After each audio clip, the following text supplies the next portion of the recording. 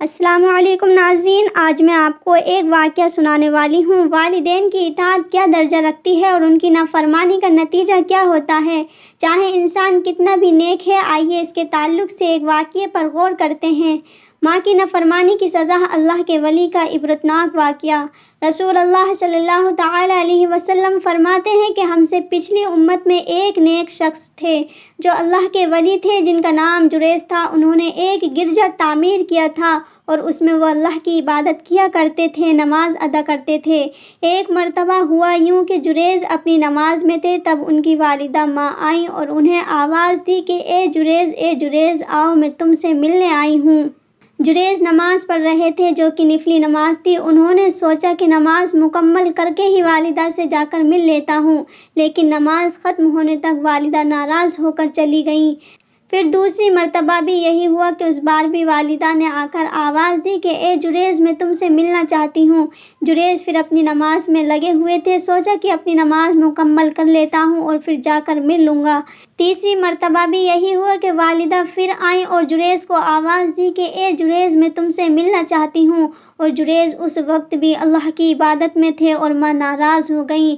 پھر ماں نے کہا کہ اے جریج، تو طوائفوں کا منہ دیکھیں، ایسی بد دعا دے کر وہاں سے چلی گئیں۔ آگے رسول اللہ صلی اللہ تعالی علیہ وسلم فرماتے ہیں کہ جریج کی جو مقبولیت تھی، ان کی جو عبادت تھی، ان سے لوگ جلتے تھے اور لوگ ویسے ہی جریج پر الزام لگانا چاہتے تھے۔ لہٰذا قوم کے شر پسند لوگوں نے ایک منصوبہ کیا اور انہوں نے ایک بری فاحشہ عورت کو تیار کیا جو لوگوں سے منہ کالا کرتی تھی۔ اس عورت نے جو جریج کے گرجا کے باہر ایک چرواہا تھا، اس سے اپنا منہ کالا کرتی رہی، جس سے اس کو حمل ٹھہر گیا اور اس سے ایک اولاد ہوئی جو زنا کی تھی۔ جب اس کو ایک اولاد ہوئی تو عورت نے کہا لوگوں سے کہ یہ اولاد جریج کی ہے۔ جب بستی میں یہ بات چلی تو لوگوں نے آ کر جریج کو بہت مارا، حتیٰ کہ ان کا گرجا بھی توڑ دیا، اور مارتے مارتے انہیں بادشاہ کے پاس لے آئے۔ تو جب جریج نے پوچھا کہ بتاؤ تو صحیح، مجھے کیوں مارتے ہو؟ لوگوں نے کہا کہ تمہیں ایک اولاد ہے، تم نے منہ کالا کیا ہے کسی عورت کے ساتھ۔ تو جریج نے کہا کہ اسے لاؤ تو صحیح، وہ عورت کون ہے؟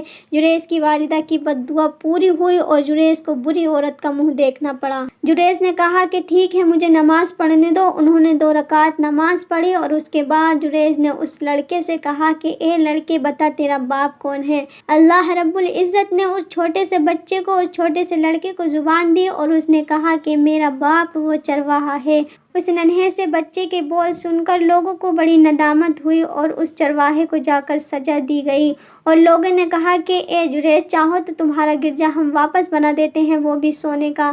جریج نے کہا نہیں، سونے کا نہیں، مجھے جیسا تھا ویسا ہی بنا کر دے دو۔ اس واقعے سے سب سے پہلے ہمیں سبق یہ ملتا ہے کہ ایک ولی کے حق میں بھی اگر ماں بد دعا کر دے تو اللہ قبول کر لیتا ہے، اس لیے کیونکہ اللہ کے پاس اس کا بہت اونچا مقام ہے۔ یہ دعا دے تو قبول، یہ بد دعا دے تو قبول، چاہے اس کی شخصیت کچھ بھی رہے۔ سبحان اللہ۔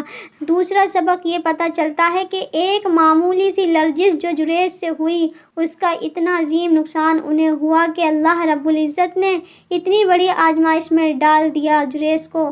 یہ ان کی بالکل بھی معمولی سی غلطی تھی۔ اللہ رحم کرے، ایسی غلطی تو ہم میں سے کون نہیں کرتا۔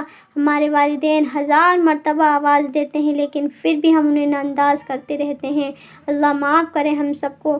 اس واقعے سے تیسرا اور اہم سبق جو ہمیں ملتا ہے وہ یہ ہے کہ نفل عبادت پر والدین کی خدمت کو ترجیح دینا چاہیے۔